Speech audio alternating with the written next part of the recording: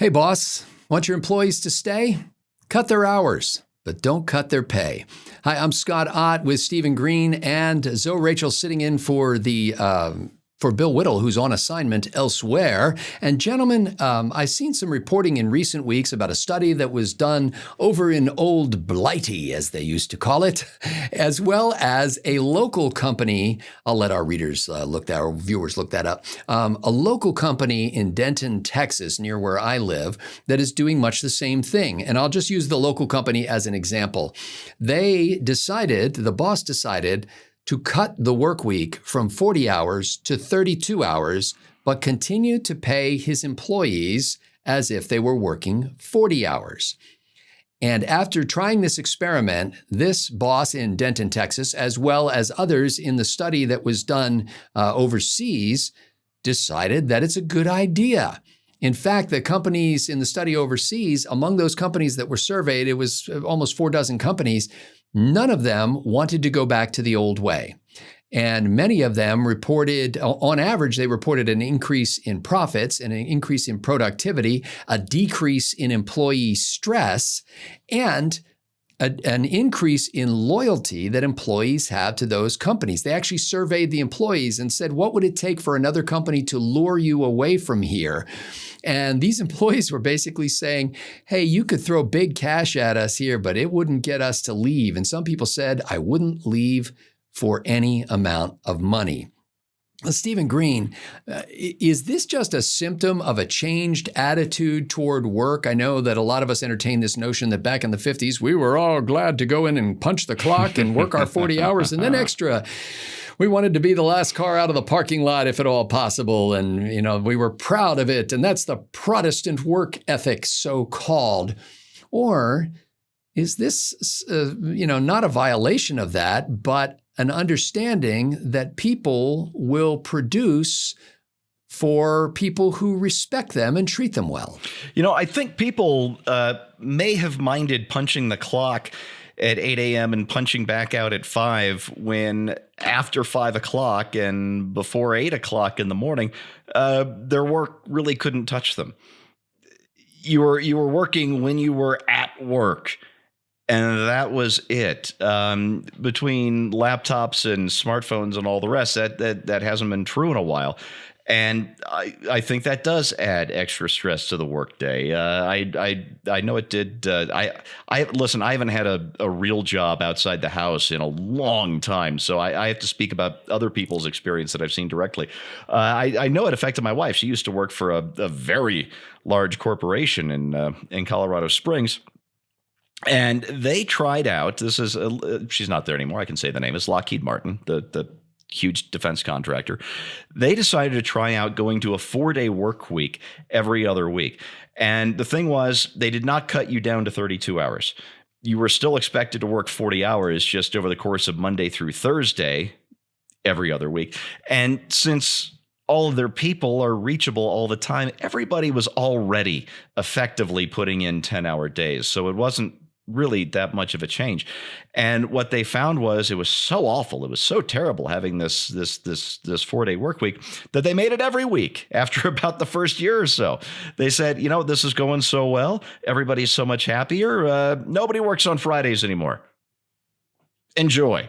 And I got to tell you, I was a little jealous because suddenly my wife has these 3-day weekends every single week. And I'm still working Monday through Friday, sometimes Saturday and Sunday. But again, I can't complain because I haven't left my job or I haven't left my house to do my job in decades now. It's really lovely. I'm not actually complaining. And there is something to be said, having witnessed this myself, for having that extra day where you don't have to go in. Yes, the phone is going to ring. Yes, the email is going to come through. Yes, something's going to come up on Slack during your 3-day weekend. But not going to the office and having some time to chill in between answering those emails, taking that call, picking up the Slack, it really makes a difference. I've seen it firsthand.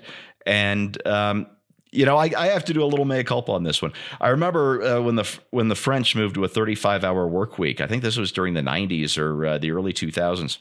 I thought, oh, those lazy Europeans don't want to get anything done. Well, as it turned out, the French didn't lose any productivity.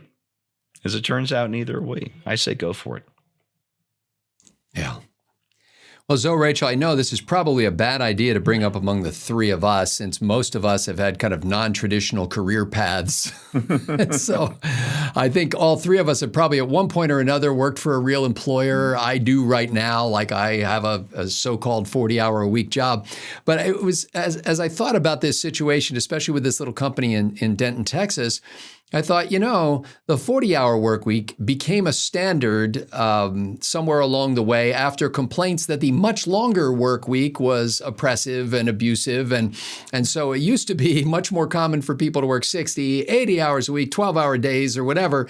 And little by little, it got honed down so that 40 became the assumed standard.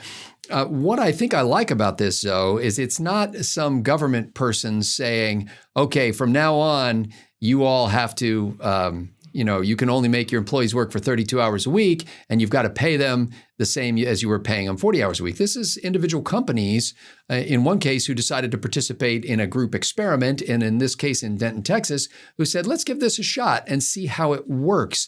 It seems to me that's a better way to experiment and to advance ideas that are good for employees. Do you see it as something else? Like, is this some sign of softness or laziness in the new generations of people? Man, wouldn't it be nice if businesses were allowed to, to compensate, according to fair market value for whatever, whether it's ideas or labor that you bring to a company, and be able to, these are hours that we do, and you be able to negotiate with your employees or whoever you're contracting and say, this is how we do it. And, but unfortunately, the left is just under the impression that you're always just going to have employers that are only going to want to pay like, slave wages. They're not going to want to give a living wage. It's like people don't just like show up to like volunteer and just work for free. If this business wants to thrive at all, they're going to have to come to the table with the people that they're going to need working for. And it's like, look, man, around here, this is what it costs to live around here, man. This is what gas costs and all that sort of stuff. Can you meet that at least? Right. So then you got something, to go with. But, but you're right, man. In terms say, I think Amazon going out there boasting, oh, we're starting our employees off at like $15. They're laying people off now, like a whole bunch of people. Right. I guess, trying to show their civic responsibility to, the government sanctioned, minimum wage and stuff like that. But we're happy to do it because we care about our employees while they're laying people off. But on another view of this, what I do find disturbing about it is because you do have people, like particularly where there's like union workers or, people trying to make it an institution that we lessen the work week, right? We're going to lessen the work week. The problem with this, for me, is that it's done in spite. Usually, it's like a lot of times it's the godless who want this, right? They want a lesser work week, right? They want to work, down to like 4 days a week. At least that's where I'm mostly hearing the narrative from.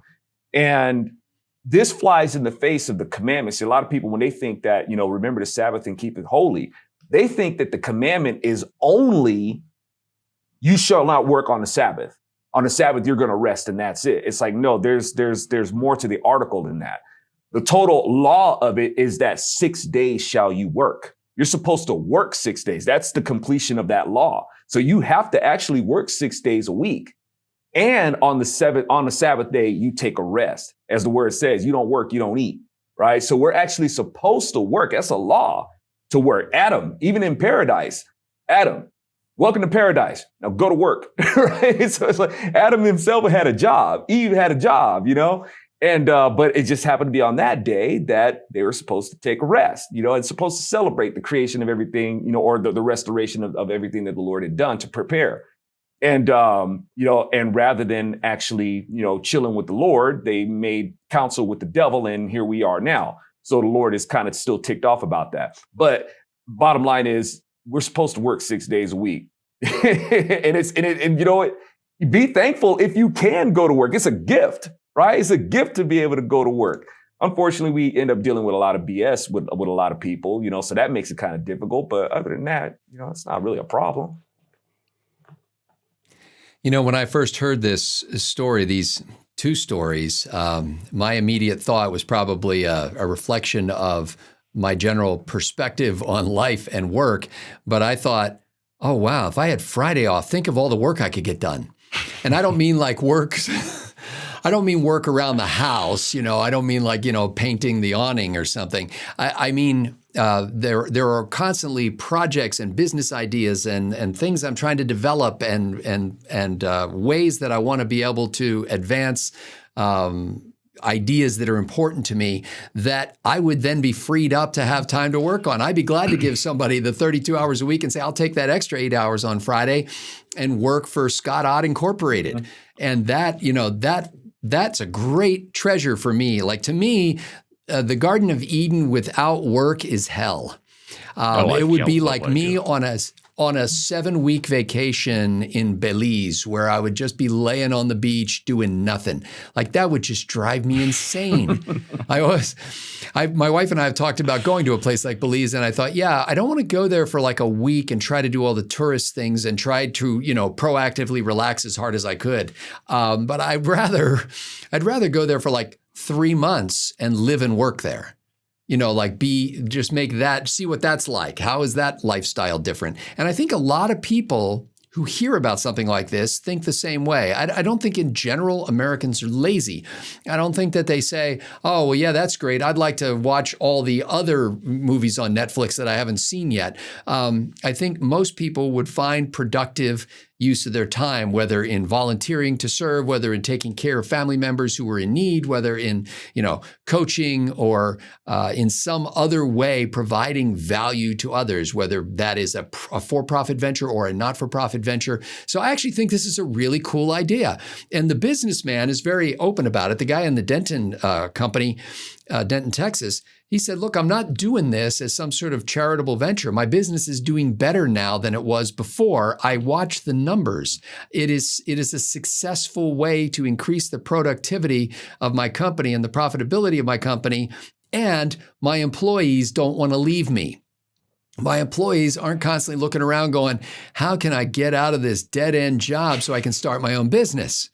Maybe they are starting their own business. They're just doing it on Friday or Monday or whatever their day off is, during that span of time. So, if you're running a company and you're watching this right now, this is something that's worth the experiment. Give it a shot. That you can do it for 6 months or something and see how it goes. I think you'll be surprised at how people respond, because it's a show of respect to your staff, to treat them like grown-ups and to treat them like people who care about the business. And when you show that, hey, you're not here as my bonded servants, you're here as co-laborers in this venture, and I value your input. You provide a good service. I pay you a good wage, and with your free time, if you want to lounge around or you want to go out there and start a company, all that is all good. For Stephen Green and Zoe Rachel sitting in for Bill Whittle, I'm Scott Ott. Thanks to the members at BillWhittle.com for making Right Angle possible.